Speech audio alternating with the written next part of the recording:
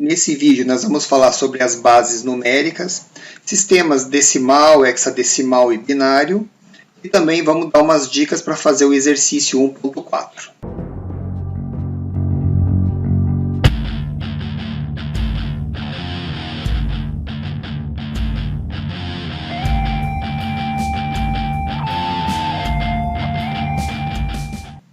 Queridões e queridonas, bem-vindos à aula 8. Nessa aula, nós vamos tratar de mais um fundamento que acaba se tornando pesado também, que são bases numéricas. A gente já vem falando de vários fundamentos e essas primeiras aulas realmente estão vindo com muita carga de teoria. Mas fazer o quê, né? Nós precisamos passar por ela para você ter um melhor entendimento de como que funciona a programação, como que funciona o microcontrolador e tudo mais que está envolvido nesse processo. Então, acreditem, passa logo essa parte de fundamentos e vai ajudar bastante vocês a entender melhor do que nós estamos falando. Então, nessa aula, falando em base numérica, eu fiz até um complemento na apostila. Vocês vão ver lá que está em 2020, lancei uma outra versão dela e coloquei aqui também um tópico só sobre bases numéricas. No ano passado nós tínhamos trabalhado isso em sala de aula, mas gerou apenas um log lá no fórum. Então agora eu incorporei ele dentro da apostila.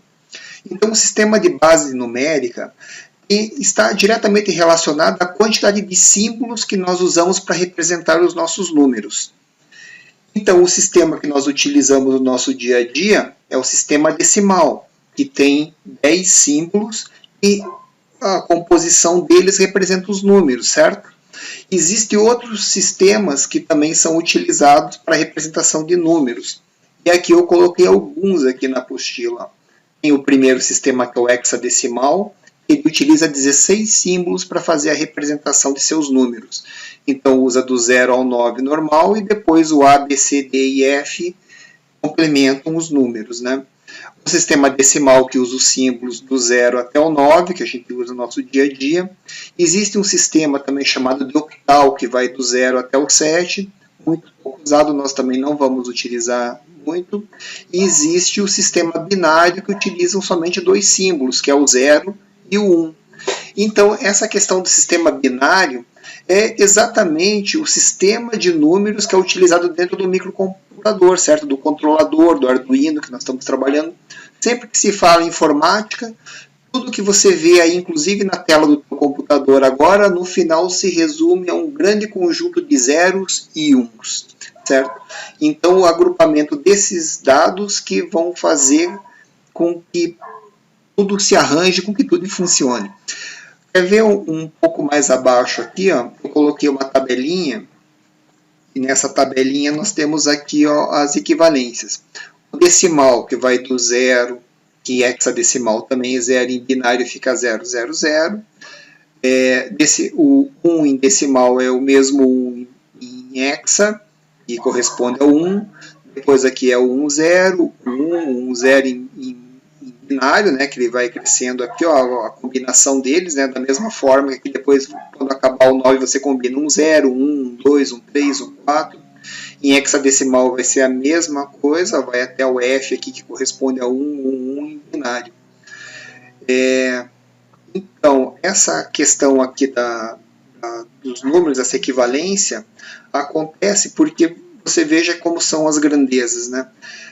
Dentro do nosso dia a dia, as numerações estão todas em decimal. Então, o ser humano é acostumado a olhar tudo em decimal. Então, nós numeramos tudo, vamos fazer a programação, tudo vai estar em decimal. O microcomputador só funciona em binário. E existe uma forma que você consegue fazer agrupamentos de 4 em 4 bits. E aí também seria interessante eu abrir um parênteses para falar sobre o bit. O bit ele seria a menor unidade numérica de todo esse sistema, né? Então, quando o microcomputador está operando, a gente sempre fala um processador de 8 bits, é um processador de 16, de 64 bits. Esses bits são, esse conjunto, esse byte, né, que seria o agrupamento desses bits, eles são, na verdade, o arranjo de várias unidades únicas de de informação. E essa unidade pode ter o valor 0 ou o valor 1. Certo? Então, aqui se nós olharmos essa tabelinha, ó, nós temos aqui em binário um agrupamento de 4 bits que formam uma palavra em hexadecimal, que pode ser até a letra F no arranjo de 4 bits. Então, como os múltiplos em sistemas de informática sempre trabalham em múltiplos de 4 bits, você vai ver sistemas de 8, 16, 32, todos eles são múltiplos de 4. Então, esse arranjo de 4 bits, ele permite 16 combinações. E por isso que existe o sistema hexadecimal muito utilizado na informática. Porque ele permite você fazer arranjos de 16 combinações. Certo? Então, vamos lá. Ó. Aqui explica um pouco mais disso tudo que eu falei. Vou fazer uma brincadeira aqui, ó. Vou fazer uma brincadeira aqui no Excel. Vou pegar uma planilha em branco aqui, ó.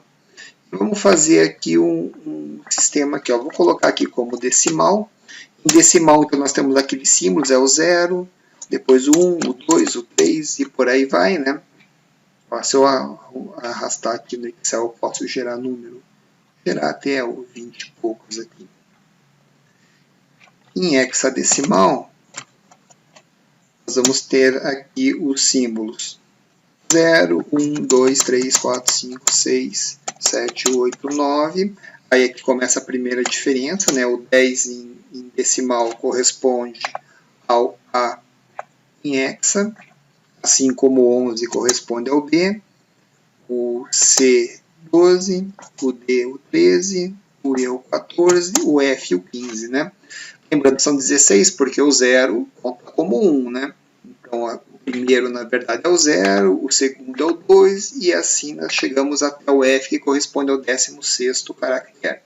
E aqui o 16, ele já corresponde ao arranjo dos dois, 1, 0. Daí o 17, 1, 1, 2, 1, 3. Não é isso? 1, 4. E assim vai indo. 1, 6, 7, 8, 1, 9. Depois é 1A, 1B. E assim que os números vão se formando. Olha lá.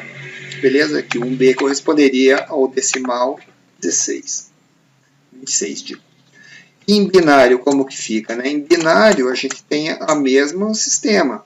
O 0 é o 0 mesmo, o 1 é o 1 também, né? Que nós temos esses dois símbolos, eles vão se corresponder. Já o 2 começa o nosso primeiro arranjo, né? Eu já tenho que fazer o arranjo 1, 0. Depois o próximo arranjo é o 1, 1. Aí eu já tenho que passar para o terceiro dígito, 1, 0, 0, 1, 0, 1, 1, 0, 1, 1, e agora eu tenho que passar para o quarto dígito. Então é 1, 0, 0, 0, 1, 0, 0, 1, 1, 0, 1, 0. Estão vendo lá? 1, 0, 1, 1, 1, 0, 0, 1, 1, 1, 0 e finalmente 1, 1, 0, 1, 1, 1, 0 e finalmente para fechar os primeiros 4 bits. O próximo número seria 1, 0, 0, 0, 0, certo? 4 dígitos. E a gente começa depois a repetir essas sequências aqui, certo? E aí ele vai montando os números. Percebam o seguinte, que com um dígito eu consigo fazer 2 números. Com 2 dígitos eu consigo fazer 4.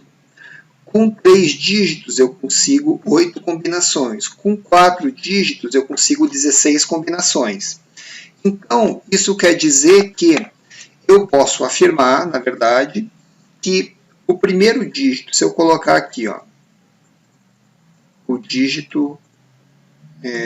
primeiro dígito, 0, 1, 2, 3, 4. Na verdade, não vou colocar o 0, porque eu vou contar que o primeiro dígito é o 1 mesmo.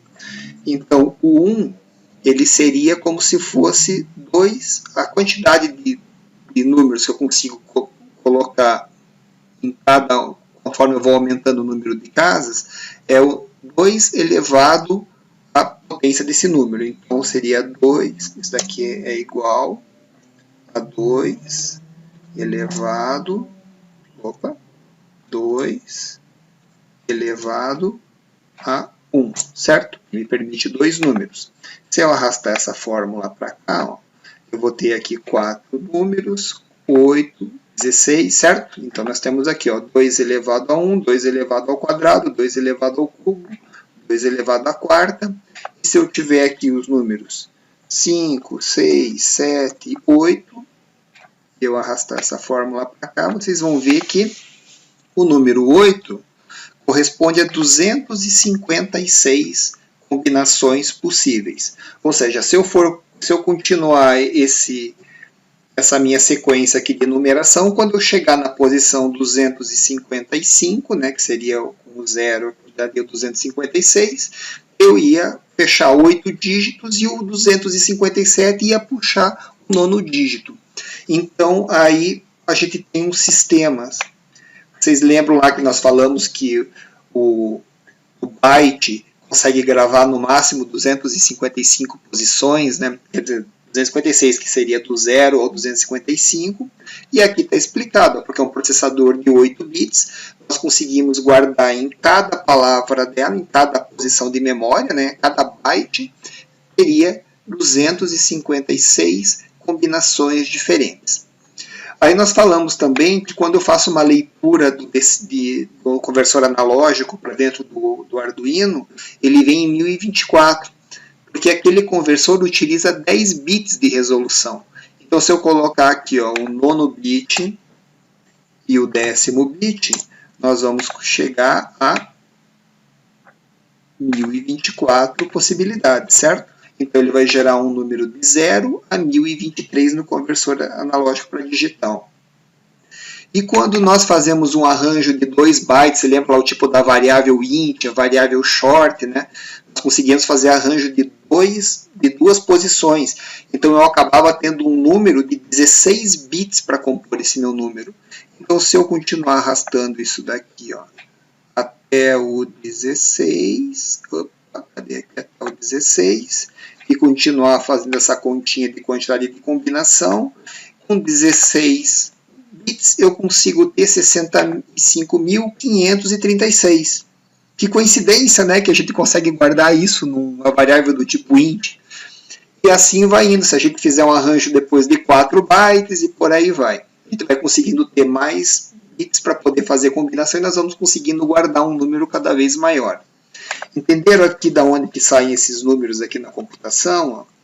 Então é nesse arranjo e nesse sistema de números aqui que tudo acaba se decidindo. Tudo acaba acontecendo, na verdade. Então, pessoal, vamos voltar lá na apostila, que eu quero fazer também uma observação para vocês. Ó, lá no Arduino também existe uma forma de nós representarmos os números que nós estamos colocando ou utilizando no programa.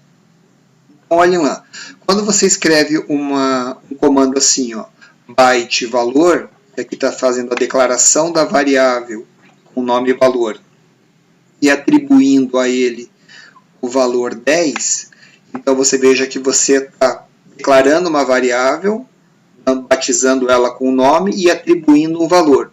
Se você colocar o 10 nesse formato, ele vai entender que é o número 10 em decimal mesmo. Entendeu? A notação vai estar em decimal. Se você escrever byte valor igual a B maiúsculo 10, 10 na verdade, porque não é 10, é 10, ele vai entender que esse número está sendo inserido em binário. Então ele vai saber que o número é o número 2, ele não vai gerar um byte lá com o valor correspondente a 10, e sim ele vai gerar o número 2 em decimal na memória. E se você colocar assim, ó, byte valor igual a 0x10, ele vai entender que esse dado que você está colocando ali dentro está em hexadecimal. Então aí ele, em vez de colocar o 10, ele vai colocar o 16 lá na memória em decimal, né, que corresponderia a 16. Então vocês vejam, o símbolo é o mesmo, 10, 10 e 10, só que na base decimal ele tem o peso 10, na base binário ele tem o peso 2, e na base hexadecimal ele tem o peso 16. Entenderam como que o Arduino vai trabalhar? Eventualmente é interessante que nós trabalhamos em binário, Outras horas é melhor trabalhar em hexa e outras horas é melhor trabalhar em decimal mesmo. Então é importante a gente saber essas relações numéricas. Existe também uma outra, apenas para nós ilustrarmos todo esse raciocínio, eu entrei aqui no Wikipedia, ele tem aqui conversões de base numérica. Ele ensina aqui como nós fazermos algumas contas e ele inclusive fala de uma base sexagesimal, que nós não vamos precisar estudar ela, não vamos usar. A base octal também a gente não vai utilizar, nós vamos usar basicamente o decimal, o binário e o hexadecimal. Esses fazem parte do dia a dia do programador. E aqui embaixo ele tem também uma forma que ele ensina como fazer as conversões. Ó. Aqui, ó, conversão de decimal para binário. Isso pode ser interessante para a gente utilizar em determinados momentos do nosso programa. Pode ser que você precisa fazer uma conversão. Lá no Excel que eu estava trabalhando, existe lá algumas fórmulas que fazem a conversão direta. Aqui eu vou ensinar como é que faz a continha, né? Então, por exemplo, ali, ó, ele está fazendo a conversão do 19 para binário. Você pega o 19 e divide pela base 2. Se fosse para converter para hexadecimal, era só dividir por 16. Então, essa regra vai funcionar de conversão para qualquer base, tá? Você pega lá o 19 e divide por 2, o resultado dá 9. 9 vezes 2, 18, sobra 1. Ó, daí o 18 divide por 2 vai dar 4. 4 vezes 2, 8. 9 sobra 1. E vai fazendo a continha, ó, certo? No final, o resto é o primeiro número que você vai ter aqui, ó. E a leitura é feita de trás para frente. Então, aqui, ó, 1, 0, 0, 1, 1, que seria o resto das contas. Esse é o número binário já convertido. O decimal convertido para binário seria essa leitura aqui. Então, múltiplas divisões sucessivas, pega os restos dessa divisão e ele é o número binário do que se pretende converter. Tem aqui a forma depois para você converter o binário para decimal, que é aquela forma que nós usamos ali, né? Se você pegar, eu fiz aqui na apostila também tem um exemplo disso, deixa eu pegar aqui como referência. Aqui, um pouquinho mais para baixo, ele tem aqui uma conversão. Deixa eu ampliar um pouco. Então, olha lá, se o primeiro byte é o 2 elevado a 1, certo? Na verdade, o primeiro byte é 2 elevado a 0, aqui na hora de fazer a conversão, tá? Então, você tem o número 1, 0, 0, 1, 1, aí cada um deles tem um peso, como a gente fez a conta lá. O primeiro byte seria o 0, então 2 elevado a 0 dá 1. Se você tiver esse número, vai somar mais 1, se não, não soma, né? Então seria o par e o ímpar, seria feito ali com a posição 0 mesmo. Aí na posição 1 ele tem o peso 2. Se você tiver o número, for em 1, 1 vezes 2 vai dar 2. Se fosse um 0 aqui ia dar 0. Aí aqui, ó, o próximo bit que tem aqui o peso 4, 4 vezes 0, 0. O próximo bit tem o peso 8, 8 vezes 1, 8, e vai fazendo essa multiplicação até o número que tem o peso 128. No final, os bits que estiverem setados, você vai fazer essa soma, né? A primeira multiplicação, depois a soma. E no final, você vai ter o número decimal que corresponde a esse número em binário. Então, se precisar fazer essa conta na mão, é assim que a gente faz, certo? Coloca lá o peso 2 elevado a 0, 1, 2, 3, sucessivamente para cada bit. Depois, os que tiverem 1, você faz a multiplicação e depois soma tudo, vai ter o resultado da conta. Perfeito? Eu vou encerrar essa parte de fundamentos de bases numéricas apenas tratando de forma bem superficial. Quem quiser estudar um pouco mais, vai achar bastante material na internet, tem no Wikipedia ali bastante coisa se aprofundando um pouco mais em cima dessas bases numéricas. Existem diversos artigos de programação, é muito fácil de achar esse material na internet. como nós vamos usar ele também em alguns exercícios, e ele faz parte do fundamento para entender de onde que sai esse número 255, 1024, como é que nós fazemos o arranjo de memória. Então, é interessante que a gente tenha uma noção para poder entender o que nós estamos falando, mas não vou tratar isso de forma muito aprofundada. Ok? Então, encerrando a parte de fundamentos, nós vamos para o exercício 1.4, certo? E aqui no exercício 1.4, eu não vou resolver eles para vocês, mas eu vou usar aquele fluxograma que nós usamos para resolver o exercício 1.2. Vocês lembram lá? Ó, acende o LED 1, temporiza. Apaga o LED 1, acende o 2, temporiza. Daí eu ia fazer aqui, ó, apaga o LED 2. E o que viria depois? Né? Viria o acende o LED 3, não é isso? Apaga o 2, acende o 3. Opa, aqui. Para facilitar aqui a nossa vida. Vou deixar mais pertinho ainda.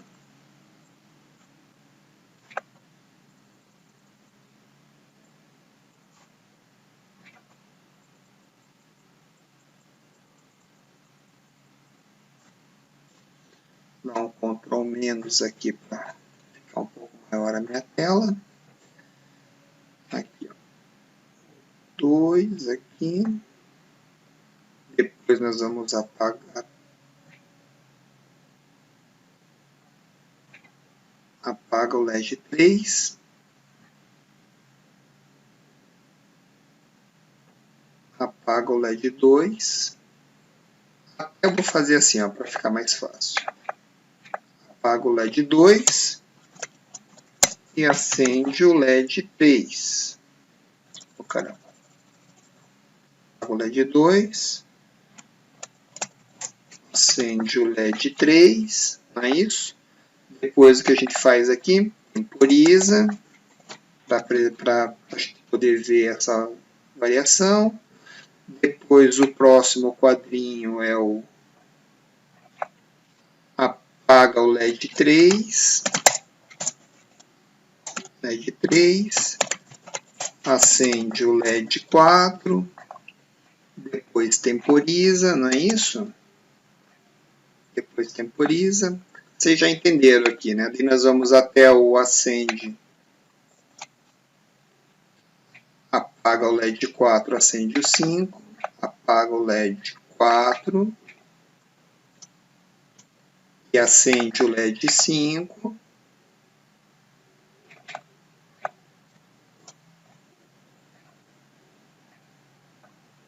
Temporiza.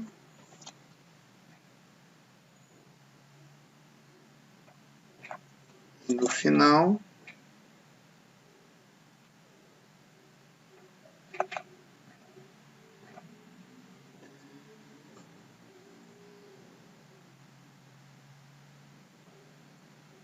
apaga o LED 5, acende o LED 6.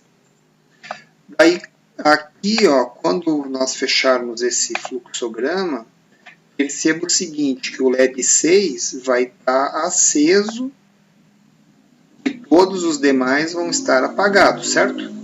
Concordam comigo? Olha lá. Opa.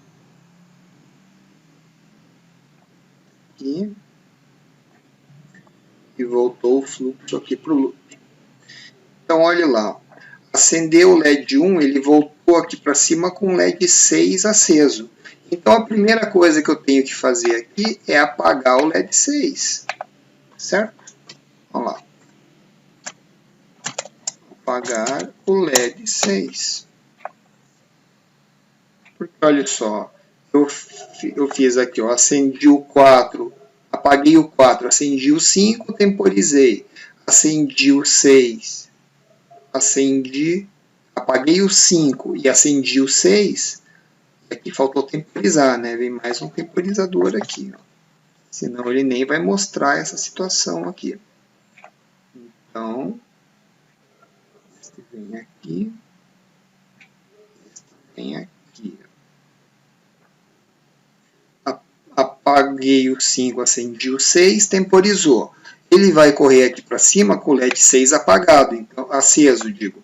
Então, quando chegar aqui, eu tenho que apagar o 6 e acender o 1, para ele apagar o último LED e acender o primeiro. Aí temporiza e por aí vai. Quem fez o sequencial de 2 LEDs é a mesma coisa, só que com mais LEDs. Vai ter que fazer lá os define, vai ter que fazer do LED 1 até o LED 6. O pin mode vai ter que configurar como output 6 pinos, vocês vão ter que escolher 6 pinos. Lá no fluxograma, no simulador, vai ter que fazer 6 ligações, 6 saídas ligadas em 6 LEDs, e o programa seguindo esse roteirinho que eu coloquei aqui, ó. Certo? Temporiza, só cuidado para no final, quando tiver com o LED 6, ou você apaga ele antes de fechar o loop, ou quando fechar o loop, lá em cima a primeira coisa que tem que fazer é apagar o 6 para ele não ficar aceso no fluxo inteiro. Perfeito? Façam os testes lá, publiquem e boa sorte. Nós vamos dar a nota lá e fazer as orientações pelo fórum. Muito obrigado e até a próxima aula.